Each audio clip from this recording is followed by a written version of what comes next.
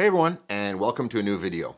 Have you been considering getting filters and wondering what they all do, which one you should get for which genre of photography, and what features you should look out for? In this video, I'll go over the various filter types used in photography and show you practical examples of what they do and give you buying tips at the end for the best features. ND filters, polarizers, UV filters, and even mist filters. My name is Simon d'Entremont, and I'm a professional nature and wildlife photographer living in Eastern Canada.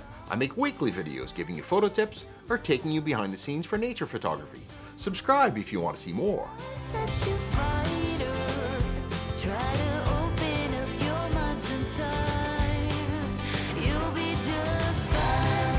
By the way, some of the filters I'm using in this video were given to me by KASE.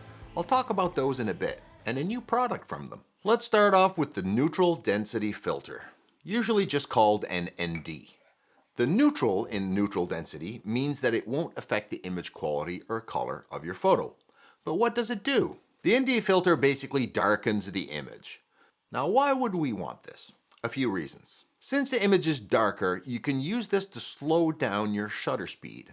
How long will depend on the strength of your ND filter, which is measured in stops. So a 2-stop ND cuts your light in half. A 4-stop will cut light by 1/16th, and that is 4 squared. So a 10-stop is actually cutting light by 1,000 times. So when might you want to use this? You see, if you want to have intentional blur in a photo, like a waterfall, I can have long shutter speeds so things move around in my photo while the shutter is open. But without an ND filter, if I have too long a shutter speed, my photo will become overexposed. With it, I can take long shutter speeds like several seconds or several minutes. So here in this waterfall shot, an ND allowed me to take a 3-second exposure, showing some implied movement in the water. Or I can take this scene in midday sun that would make a pretty plain photo.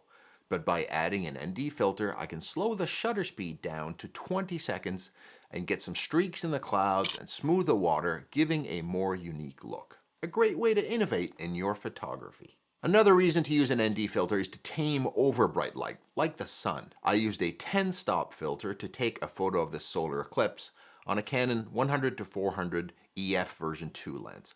Otherwise, my shutter speed would have needed to be like 1/100,000th of a second. To note, this was one quick shot at sunrise. You should use a real solar filter for sunshots of a sun high in the sky, like I did here. And never look into a DSLR viewfinder pointed at the sun, as there's real light going through the viewfinder. Also, ND filters are really popular in video work. In video, you often shoot at very slow shutter speeds, like 1/50th of a second.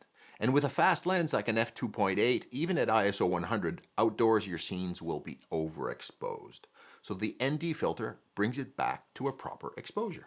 Now, these filters come in special varieties. One is a graduated ND filter, in which only part of the image is darkened. The most common use for this is to tame an overly bright sky in a landscape shot by just covering the sky portion above the horizon. But these can be a pain to use, they need special brackets, and many people just prefer to use software or exposure blending to accomplish this these days. Another type of ND is a variable ND, where the filter has 2 glass surfaces, and by twisting one of them, it changes the amount of reduction.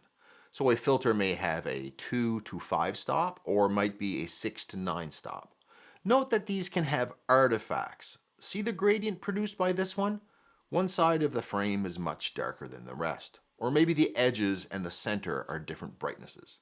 That leads to a tip: don't buy overly cheap variable NDs. It increases the odds that you'll have these gradients. The other weakness of cheap NDs is leaving a color cast on your photos. These may come out green or a bit brown. Again, buy good quality. Let's look at a few more, and by the way, I'd like to thank KASE Filters for providing a few filters for this video. They sent me the new KW Wolverine Revolution Magnetic Plus kit, which has 2 more filters we need to talk about: the circular polarizer and the UV filter.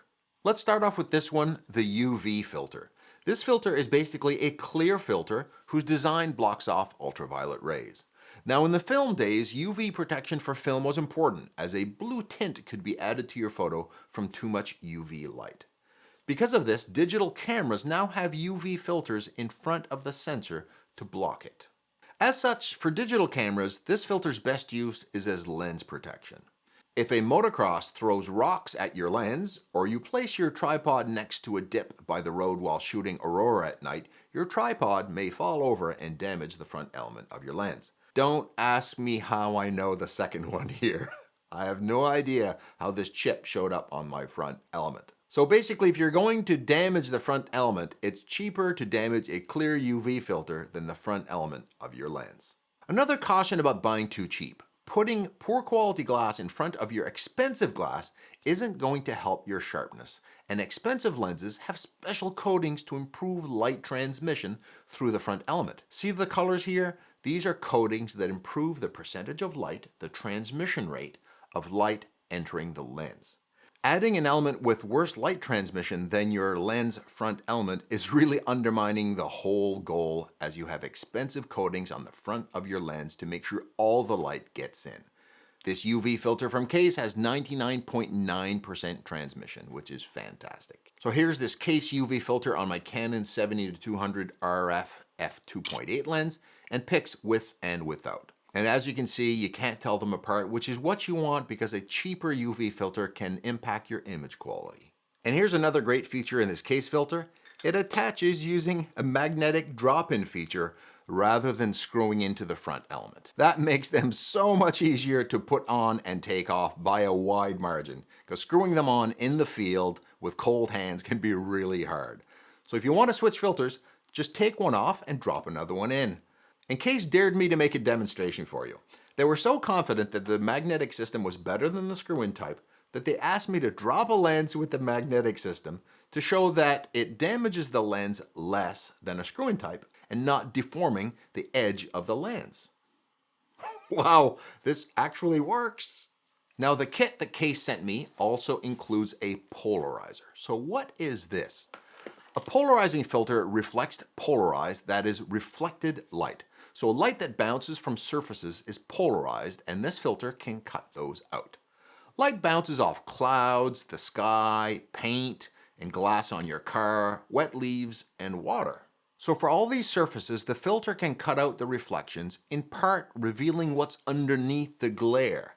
So you can see what's under the water surface, get more contrast in clouds and sky, get better color for your car photography, or even see through the windshield. Now this one is called a circular polarizer, meaning that you can spin the filter to adjust the amount of effect.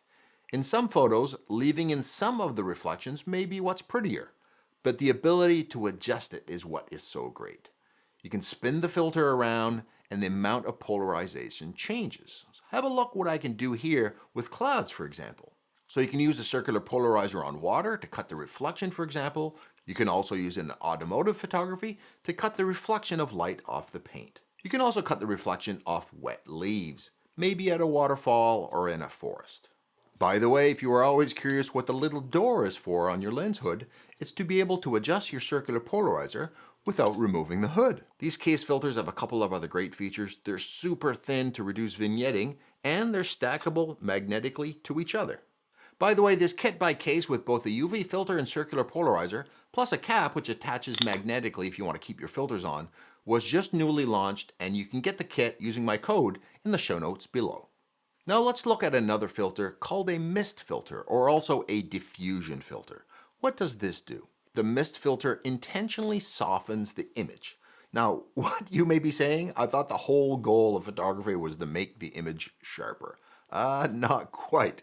It depends on your genre and your style. First off, a bit softer images makes the images look less perfect. Look at me here with and without a mist filter. The one with the mist filter actually makes me look better, less digital, with softer skin. Overly sharp photos of people's faces often show imperfections in the skin that your models may not appreciate.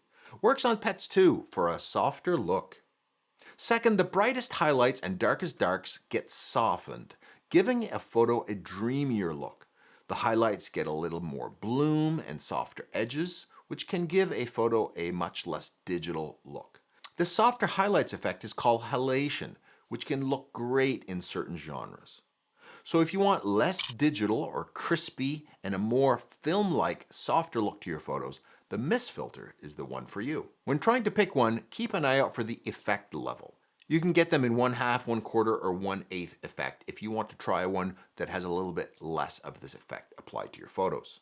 And a final trick, note that when you buy filters, you buy them specifically for your lens front opening size, like the 77mm opening to this Canon 14-35L lens.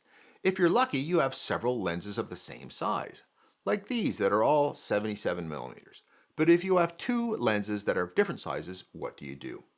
Get the filter for the larger of the two lenses and get step rings that act as an adapter between the two sizes.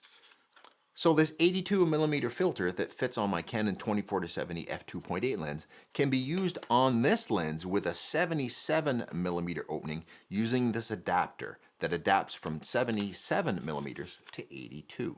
If this video was helpful to you, give it a like so others can see it too. And I hope that you can use these tips soon to make sure you get the right filters for you so you too can go out and get your own unique and amazing photos. I know you can do it.